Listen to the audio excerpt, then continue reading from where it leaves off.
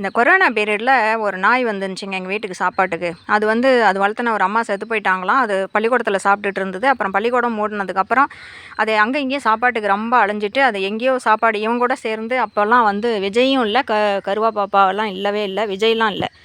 இவன் மட்டும்தான் இருந்தான். இவனோட சேர்ந்து பக்கத்து வீட்டுக்காரங்க 2 பேர் இருந்தாங்க. அவங்க கூட சேர்ந்துட்டு அவங்க மிச்சம் விட்டதெல்லாம் சாப்பிட்டு அது சாப்பாடு கிடைக்குதுன்னு சொல்லிட்டு வந்துட்டு இருந்தது. நல்லா சாப்பிடும். இவன் சாப்பிட்றத விட 2 மடங்கு நல்லா சாப்பிடும். அதுக்கு சாப்பாடு போடுறதுல என்ன பிரச்சனைன்னா, தலை மேலே காலை வச்சிரும்.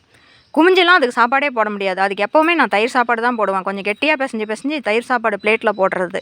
பால் சாப்பாடெலாம் போட்டால் ஊற்றினா கால்லாம் தெரிச்சிரும் அப்படின்னு சொல்லிட்டு. ஏன்னா அது சாப்பாடு பிசைஞ்சு அந்த குண்டா வரும்போது அது ஒரு குதிக்கும் பாருங்கள். எனக்கு கோவமாக வரும். நான் சாப்பிட்டு போகிற வரைக்குமாவது கம்முன்னு இருக்க சொல்லி அதை எவ்வளோ சொன்னாலும் அது கேட்காது. அப்படி அந்த வாசலே பூரா குதிக்கும். அந்த சாப்பாடை பார்த்த உடனே அவ்வளோ சந்தோஷம் அதுக்கு. அவ்வளோ கஷ்டப்பட்டுருச்சு போல் இருக்குது சாப்பாட்டுக்கு. ஆனால் அது 3.5 வருஷமும் நான் நல்லா பார்த்துக்கிட்டேங்க. நல்லாவே பார்த்துக்கிட்டேன். அதை அது வர்றதுக்கு முன்னாடியே சாப்பாடு வீட்டுக்குள்ளே போட்டு அந்த பிளேட்டை கொண்டுட்டு வந்து வெளியில் வைக்கிறதுக்குள்ளே அது என் மேலே தாவிரும். அந்த சாப்பாடுன்னு பார்த்துச்சு அப்படின்னாவே அதுக்கு அவ்வளோ ஒரு சந்தோஷம்.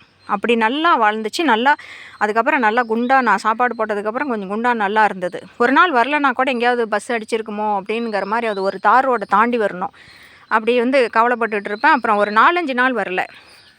அது கண்டிப்பாக 4-5 நாள்லாம் சாப்பாட்டுக்கு வராமல் இருக்காது அப்படின்னு சொல்லிட்டு விசாரித்தேன். அங்கே வேலைக்கு வரவங்கள விசாரித்தேன். அது லாரியில் அடிபட்டு செத்து போயிடுச்சு, அங்கேயே புதைச்சிட்டாங்க அப்படின்னு சொன்னாங்க. எனக்கு ரொம்ப வருத்தமாக இருந்தது. அதுக்கு சாப்பாடு போடுறதுக்குள்ளே அவ்வளோ கோவம் வந்துச்சு அப்போல்லாம் எனக்கு. அதுக்கப்புறம் பார்த்திங்கன்னா ரொம்ப வருத்தமாக இருந்தது. அது சாப்பாட்டுக்கோசரம் தான் நான் அவ்வளோ சந்தோஷப்பட்டுச்சு. ஆனால் குறையெல்லாம் அதுக்கு வைக்கவே இல்லை. அது கொஞ்சம் தயிர்லேயே முட்டை போட்டு பிசைஞ்சு அப்படியே போட்டுருவேன். அது சாப்பிட்றதும் அப்படி தான். ஒரு நிமிஷம் அதுக்கு போதும். ஒரு பிளேட் சாப்பாடு சாப்பிட்றதுக்கு அப்படியே முழுங்கும். அப்படியே லப்புன்னு அப்படியே முழுங்கிடும். அப்படி வாழ்ந்துட்டு இருந்துச்சு அது. அதனால் நாய்ங்களுக்கு சாப்பாடு நீங்கள் போடலனாலும் பரவாயில்லைங்க. போடுறவங்கள தயவு செஞ்சு எதுவுமே சொல்லாதீங்க. பசி சாப்பாட்டை பார்த்த உடனே அப்படி குதிக்குது. இன்னுமே எனக்கு அந்த ஞாபகம் வரும். இதெல்லாம் வெத்தலை பாக்கு வச்சு பூ பழம் எல்லாம் வச்சு வா சிவா வா சிவா வா சிவான்னு கூப்பிட்டு நான் சாப்பாடு போடும் அதெல்லாம் அந்த நாய் தான் நினைப்பேன். அது அப்படி சாப்பிட்டுச்சே அப்படின்னு சொல்லிட்டு.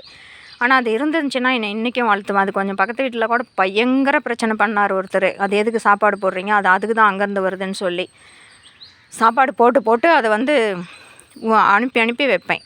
அது எவ்வளோ நேரம் ஆகும், எனக்கு 1/2 மணி நேரம் அதுக்கு அதை அனுப்பி வைக்கிறதுக்கு இதாக இருக்கும். அது நான்னா அப்படி குதிக்கும் பாருங்கள். என்னை பார்த்துட்டு உடனே நான் வளர்த்தன எல்லாத்தையும் விட அது ஒன்று தாங்க என் மேலே ரொம்ப ரொம்ப ஒரு பாசமாக இருந்தது. அது செத்து போச்சு. என்னை பார்த்தா அதுக்கு அவ்வளோ ஒரு சந்தோஷம்.